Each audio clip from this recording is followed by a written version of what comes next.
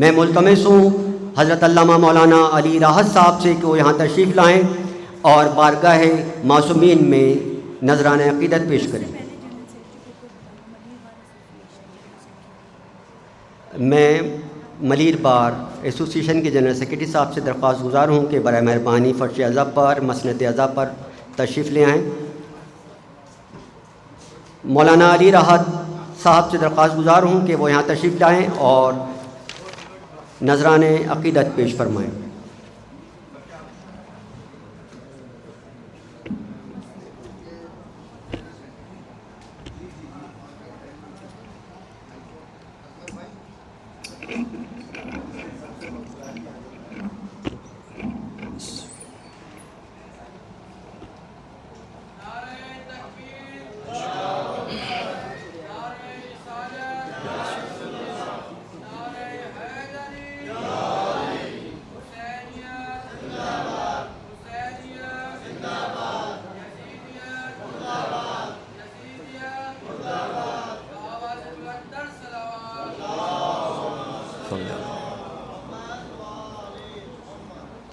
اعوذ باللہ من الشیطان اللعین الرجیم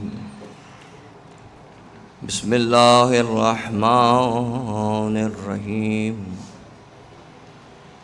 الحمد للہ رب العالمین وصلی اللہ علی سیدنا ونبینا ابی القاسم المصطفى محمد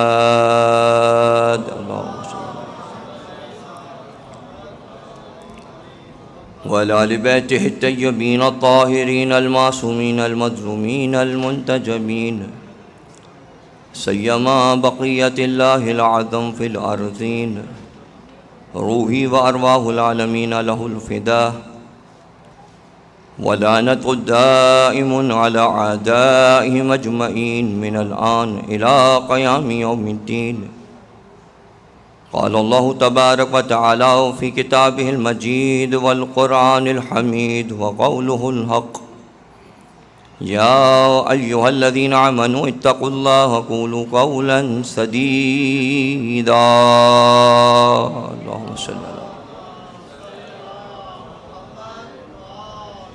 فقال اطیعوا اللہ واطیعوا الرسول وأولو الأمر منکم۔ درود پڑھیں مل کر باز بلند اللہ۔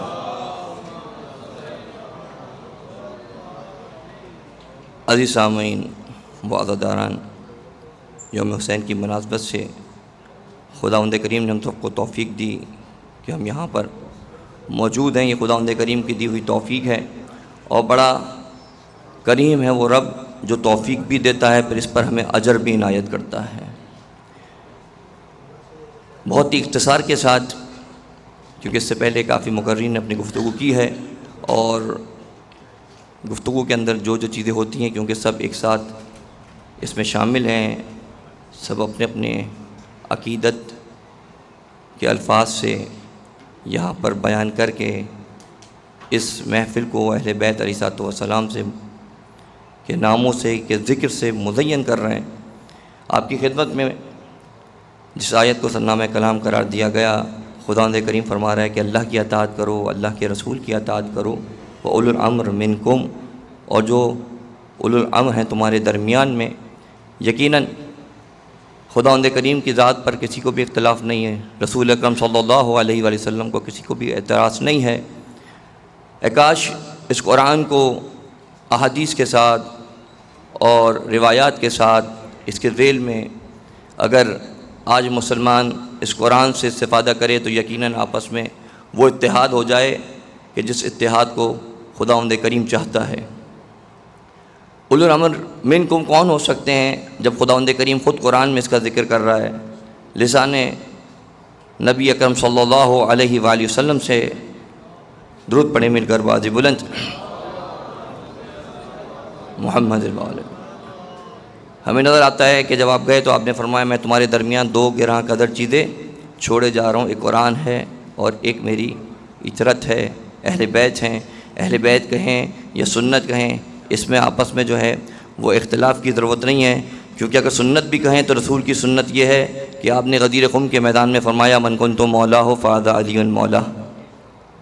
اگر سنت کی بات کریں تو ہم دیکھتے ہیں کہ آپ نے اپنی دوش کے اوپر نبیین یعنی دونوں جناب حسنین کو سوار کیا، اور دیکھنے والے نے دیکھا اور پوچھنے والے نے پوچھا کہ یا رسول اللہ یہ سواری کتنی خوبصورت ہے، تو آپ نے فرمایا اس سواری کو نہ دیکھو، یہ سوار کتنے خوبصورت ہیں۔ یعنی نبی کی سنت کہ جب آپ سجدے میں ہیں، امام حسین آپ کے پشت پر سوار ہوئے، تو آپ نے اس نماز میں اس سجدے کو کہ جس سے سب سے زیادہ انسان نماز کی حالت میں سجدہ ہوتا ہے، کہ جس میں سب سے زیادہ خدا کے قریب ہوتا ہے، درود پڑھیں مل کر واجب بلند اللہم صلی اللہ علیہ وسلم بار دیگر صلوات۔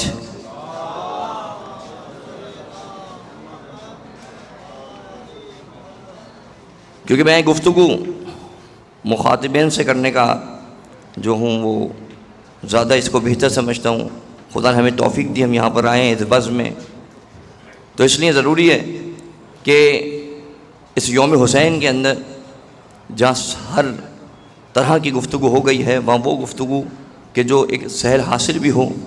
اور ہم کربلا کی جب یاد منا رہے ہیں، یوم حسین منا رہے ہیں، تو ہم یہ دیکھیں کہ اتنی بڑی تعداد جو رسول اکرم صلی اللہ علیہ وسلم کے ساتھ تھی، وہ کس طرح سے صرف 72 تک رہ گئے اور کربلا میں ان کو شہید کر دیا گیا۔ آخر ایسی کیا وجہ بنی؟ اگر ہم نے اس علت و اسباب کو اگر ہم نے ڈھونڈ لیا، اگر ہم نے جان لیا کہ یہ کیسے ممکن ہو گیا کہ نبی کے نواسے کو کربلا میں شہید کر دیا گیا، نبی کے نواسے کو آج 28 صفر ہے، ان کو زہر دے کے شہید کر دیا گیا، یہ کیسے ممکن ہو گیا؟ اگر ہم اپنی مجالس میں، اپنے دروس میں اگر اس نتیجے تک پہنچ جاتے ہیں تو یقیناً ہماری دنیا بھی کامیاب ہو جاتی ہے، آخرت بھی کامیاب ہو جاتی ہے۔ اس لیے ان اسباب کو جاننا بہت ضروری ہے۔ بہت تیزی سے گزروں گا کیونکہ دامن وقت میں اتنی گنجائش ہے ہی نہیں۔ اس کے بعد انشاءاللہ مزید گفتگو آپ کی خدمت میں جو ہے پیش کی جائے گی، مقررین موجود ہیں، لیکن میں آپ کی خدمت میں عرض کر رہا ہوں کہ امام حسین علیہ السلام کے اپنے جملے ہیں، 2 جملے ہیں، اس پر گفتگو کروں گا، آپ سے جو ہے پھر اجازت چاہوں گا۔ آپ نے فرمایا کہ جب اپنا ابا بھی دکھائی، اپنی قبا بھی دکھائی، سواری بھی دکھائی، امامہ بھی دکھایا، اور سب کچھ دکھانے کے بعد جب دیکھا کہ سامنے والا قبول کرنے کو تیار نہیں ہے، تو آپ نے فرمایا 2 وجوہات کی بنا پر تم میری بات سننے کو تیار نہیں ہو۔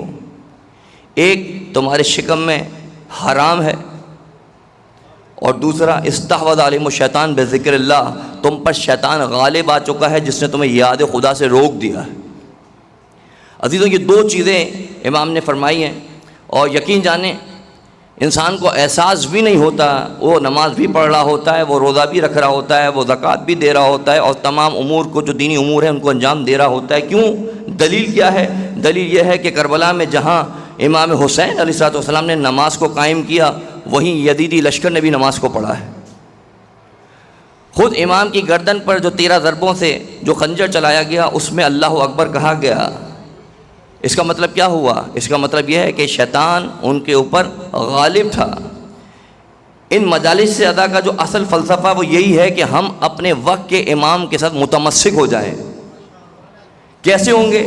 کہ جب اس وقت کے حالات کو یعنی کہ اس تاریخ کو اپنا آئینہ قرار دیں گے کہ یہ تاریخ میں جو کچھ بھی ہوا، جب اس کی علتوں کو، اس کے اسباب کو جب ہم ڈھونڈنے کی کوشش کریں گے، کھوج لگائیں گے، ہم اس قابل بنیں گے کہ ہم اس زمانے میں اپنے امام کے جو منتظر ہیں، صحیح معنوں میں ان کے منتظر بن سکتے ہیں۔ کیسی ہیں؟ 4 نشانیاں ہیں۔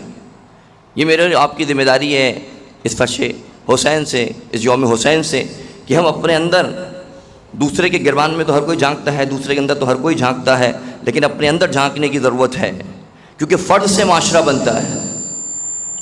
ہمیں دیکھنا ہے کہیں ایسا تو نہیں ہے کہ خدا نخواستہ ہماری زندگی بھی چل رہی ہو، نمازیں بھی ہیں، روزے بھی ہیں، یہاں تک کہ عزاداری بھی ہو رہی ہے، لیکن خدا نخواستہ شیطان غالب ہو۔ تو قرآن نے آواز دی، 4 نشانی آپ کی خدمت میں کروں گا، بہت جلدی سے گزروں گا۔ سب سے پہلی نشانی ہے لا یزید الظالمین الا خسارہ۔ قرآن کہتا ہے کہ بہت سارے ایسے افراد ہیں جو قرآن کی تلاوت کرتے ہیں، لیکن ان کا رابطہ قرآن کے ساتھ بہت ضعیف ہوا کرتا ہے۔ ضعیف ہونے کی 2 کیٹیگریز ہیں۔ پہلی یہ ہے کہ بہت کم پڑھتے ہیں، مثال کے طور پر رمضان میں پڑھ لی، بہت بڑی بات ہو گئی۔ اس کے علاوہ قرآن نہیں پڑھا جاتا، قرآن سے دوری ہے، قرآن روز محشر شکایت کرے گا کہ مجھے محجور رکھا گیا، مجھ سے استفادہ نہیں کیا گیا۔ ایک تو یہ ہے کہ کم پڑھا جاتا ہے، دوسرا پڑھتے تو ہیں لیکن حدیث موجود ہے کہ بہت سارے ایسے ہیں کہ جو قرآن کی تلاوت تو کرتے ہیں لیکن قرآن ان پر لعن کرتا ہے۔ یہ کیسے ممکن ہے؟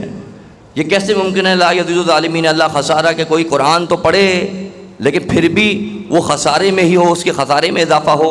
یہ کیسے ممکن ہے؟ ایسے ممکن ہے کہ جب وہ قرآن کو پڑھے، قرآن کا اقیموا الصلاۃ وآتوا الزکوٰۃ، نماز قائم کرو، زکوٰۃ دو، قرآن کا پاک و پاکیزہ الفاظ ادا کرو، قرآن کا ایک دوسرے سے رابطہ رکھو، قرآن کہے ایک دوسرے سے محبت کرو، قرآن کہے اہل بیت علیہ الصلوۃ والسلام پہ محبت و مودت کرو۔ یعنی قرآن جہاں جہاں دستورات دیتا رہے، انسان صرف اس کو پڑھے، اس پر عمل نہ کرے، یہ قرآن اس پر لعن بھی کرے گا اور اس کے اندر کوئی فائدہ بھی اس کو نہیں ہوگا۔ اس لیے قرآن یہ مقدس ترین کتاب کہ جس سے میں نے اور آپ نے استفادہ کرنا ہے اپنی زندگیوں کے اندر، اس کو اپنی زندگیوں میں شامل کرنا ہے۔ اگر خدا نہ خواستہ کوئی شامل نہیں کر رہا تو ہم تذکرہ تو اہل بیت کا کر رہے ہیں، یوم حسین تو منا رہے ہیں، لیکن یہ پہلی علامت ہے کہ شیطان ایسے شخص کے اوپر، ایسے فرد کے اوپر غالب ہے، پہلی نشانی۔ دوسری نشانی، اذا قاموا الی الصلاۃ قاموا کسالی، کہ جب نماز کا وقت ہوتا ہے اور نماز کے وقت پر جیسے ہی وقت ہوتا ہے تو ان کے اندر سستی آ جاتی ہے۔ عزیزو، یہ سستی کا پایا جانا کہ ابھی بہت ٹائم ہے، بعد میں پڑھ لیا جائے گا، یہ بہت اہمیت کا حامل ہے۔ ہم جس یوم حسین کی یاد منا رہے ہیں، یہ تیروں کے سائے میں نماز پڑھی گئی ہے، تیروں کے سائے میں نماز پڑھی گئی، اور 3 خصوصیات کے ساتھ یہ نماز پڑھی گئی۔ پہلی یہ کہ علنی پڑھی گئی، خیموں میں جا کے نہیں پڑھی گئی۔ دوسری یہ باجماعت پڑھی گئی، فرادہ نہیں پڑھی گئی۔ تیسری یہ کہ اول وقت پڑھی گئی ہے۔ یہ اول وقت پڑھنا، باجماعت پڑھنا، علنی پڑھنا، یہ اس چیز کی دلیل ہے کہ یہاں پر شیطان وارد نہیں تھا، غالب نہیں تھا، لیکن جو اس کی یاد مناتے ہوئے بھی اگر ان چیزوں کا اگر رعایت نہیں کرتا، یہ سوالیہ نشان ہے کہ انسان ان چیزوں کی طرف متوجہ رہے۔ جناب جعفر، آپ جانتے ہیں آپ کو بھیجا گیا تھا، آپ حبشہ گئے تھے، جب حبشہ واپس آئے تو عین وہی وقت تھا جو وقت خیبر کے فتح ہونے کا تھا۔ آپ فرماتے ہیں کہ رسول خدا فرماتے ہیں مجھے سمجھ میں نہیں آ رہا کہ میں خیبر کی خوشی مناؤں یا جناب جعفر کے آنے کی خوشی مناؤں۔ پھر فرمایا اے جعفر، مجھے یہ بتائیے، میں آپ سے بہت خوش ہوں، آپ معمور تھے، سخت ترین کاموں پر معمور تھے، آپ نے ہجرت کی، ہجرت کرنا آسان نہیں ہوتا، مکے تھے، حبشہ گئے تھے، یہ بتائیے میں آپ کو کسی ملک کی سربراہی دے دوں، میں آپ کو زراعت دے دوں، کاشتکاری کریں، آپ اپنا اگائیں، اپنا کھائیں، ایک مزرعہ ہو، آپ کی زمین ہو، یا میں آپ کو ایسی نماز دے دوں جو تا قیامت باقی رہے۔ عزیزو، اپنے دل پر ہاتھ رکھ کے بتائیں، اگر وقت کا امام اگر آپ سے یہ 3 چیزوں کا تقاضا کرتا ہے، پیش کرتا ہے، تو آپ کیا لیں گے؟ مجھے نہیں پتا، آپ اہل معرفت ہیں، لیکن میں اگر یہاں پر ہوں تو میں کہوں گا مولا آج آپ مجھے کسی ملک کی سربراہی دے دیں، کسی اور جگہ پر آپ کو جب خوشی محسوس ہو تو آپ کہیے گا میں نماز بھی لے لوں گا۔ لیکن جناب جعفر طیار پر سلام ہو، آپ نے فرمایا یا رسول اللہ مجھے نماز دے دیجیے۔ وہ نماز آج بھی ہمارے گھروں میں موجود ہے، نماز جعفر طیار، 20 منٹ کی ہے۔ خدا نہ خاصہ کوئی مشکل میں ہو، جیسے آپ وکلا حضرات یہاں پر موجود ہیں، مشکلات ہوتی ہیں، بہت ساری چیزیں آتی ہیں، یقین جانیں 2 رکعت نماز، یہ 4 رکعت یہ نماز ہے اور 20 منٹ کا اس کا دورانیہ ہے۔ اس کو پڑھنے کے بعد 3 جمعے گزر جانے کے بعد آپ کی مشکل کیسے دور ہوگی؟ کہیں جاننے کی ضرورت نہیں ہے، بلکہ کوئی آئے گا مشکل ساتھ لے جائے گا۔ دوسری چیز عزیزو، نماز کو اہمیت دینی ہے۔ خدا نہ خاصہ اگر نماز اہمیت نہیں دے رہا ہے، اس کا مطلب یہ ہے کہ شیطان غالب ہے۔ تیسری چیز کیا ہے؟ یسارعون فی الاسم والعدوان، خدا نہ خاصہ کوئی گناہ کا موقع نظر آیا، گناہ کا محیط نظر آیا، کوئی ایسی جگہ نظر آئی، فوراً انسان اپنے آپ کو روک نہ پایا اور اس میں وارد ہو گیا، یہ دلیل ہے کہ اس کے اوپر شیطان غالب ہے۔ جو اپنے آپ کو روک نہیں سکتا، اہل بیت علیہ السلام کے فرامین پہ عمل نہیں کرتا، رسول خدا صلی اللہ علیہ وسلم کے فرامین پہ عمل نہیں کرتا، قرآن پہ عمل نہیں کرتا ہے، خدا کیا چاہتا ہے، خدا کی کیا مشیت ہے، اس کے لیے اپنے آپ کو آمادہ نہیں کرتا، یہ تیسری علامت ہے۔ یہ علامت انشاءاللہ آخری میں آپ کی خدمت میں نتیجہ دیتا ہوں۔ اس لیے قرآن کہہ رہا ہے یسارعون فی الخیرات، نیکی کے کاموں میں سرعت دکھاؤ۔ سارعون کا مطلب یہ تیزی، پھرتی، اسپیڈ، جیسے جہاز سرعت کے ساتھ اڑتا ہے اس طرح نیکی کے کاموں میں آگے آؤ، لیکن جب شیطان غالب ہوتا ہے تو انسان کیا کرتا ہے؟ برائی کے کاموں میں جلدی سے کود جاتا ہے. یہ علامت ہے کہ شیطان اس کے اوپر غالب ہے. آخری علامت کیا ہے؟ لہم عیون ولہم اذن، ہم نے ان کو آنکھیں بھی دی ہیں، کان بھی دیا ہے، بصارت بھی دی ہے، سماعت بھی دی ہے. یہاں سے مراد کیا ہے؟ یہ ظاہری آنکھ اور کان کی بات نہیں ہو رہی، یہ بات یہ ہو رہی ہے کہ ان کے سامنے حق اور باطل آتا ہے تو یہ حق اور باطل میں تمیز نہیں کر پاتے، ان کو سمجھ میں نہیں آتا حق کہاں ہے اور باطل کہاں ہے. یہ چوتھی علامت ہے کہ جس کے اوپر شیطان غالب ہوتا ہے، اس کو سمجھ میں نہیں آتا کہ حق کہاں ہے اور باطل کہاں ہے. عزیز، اس زمانے کے اندر جب ہم یوم حسین بھی کر رہے ہیں، نمازیں بھی پڑھ رہے ہیں، سب کچھ کر رہے ہیں، اسی زمانے میں ہمارے مسلمان بھائی غزہ کے اندر ظلم و ستم ہو رہا ہے، بربریت کا بازار گرم ہے.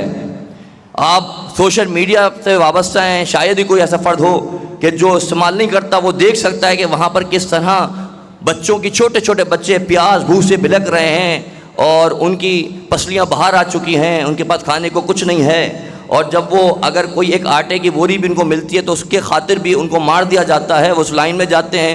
اس وقت مشکلات ہے. ہم یوم حسین جب منا رہے ہیں تو ہم ان مظلومین کا بھی ساتھ دیں. کیسے ساتھ دیں؟ ان کے لیے دعا کریں، ان کا ذکر کریں، تاکہ خداوند کریم ہماری دعاؤں کو مستجاب کرے اور ان کے ساتھ جو اس وقت ایک مشکل وقت ہے، اس مشکل وقت جلدی سے وہ اس سے جو ہے عبور کر لیں، گزر جائیں. عزیزوں، یہ 4 علامات ہیں آپ کی خدمت کیوں عرض کی. دیکھیں، یہی وجوہات ہیں کہ امت نے تنہا چھوڑ دیا نواسہ رسول کو. اگر شیطان غالب ہو تو پھر اس کو نظر نہیں آتا، پھر وہ اللہ کے گھر میں، خانہ خدا میں ولی خدا کے اوپر خنجر چلاتا ہے بے نام خدا. غالب ہونے کی علامت چاہیے. اس لیے یہ یوم حسین اسی لیے خداوند کریم کی مشیت ہے. یہ ہم نہ ہوں، یہ سلسلہ جاری رہے گا، اس کو کوئی روک نہیں سکتا. یعنی اگر کوئی اس کے کرنے والے کو اگر وہ مار بھی دے، پھر سویم ہے، پھر 40واں ہے، پھر 45 سے زیادہ ہوں گی. تو یہ سلسلہ کبھی ختم ہونے والا نہیں ہے، رکنے والا نہیں ہے، کیونکہ خداوند کریم کی مشیت ہے.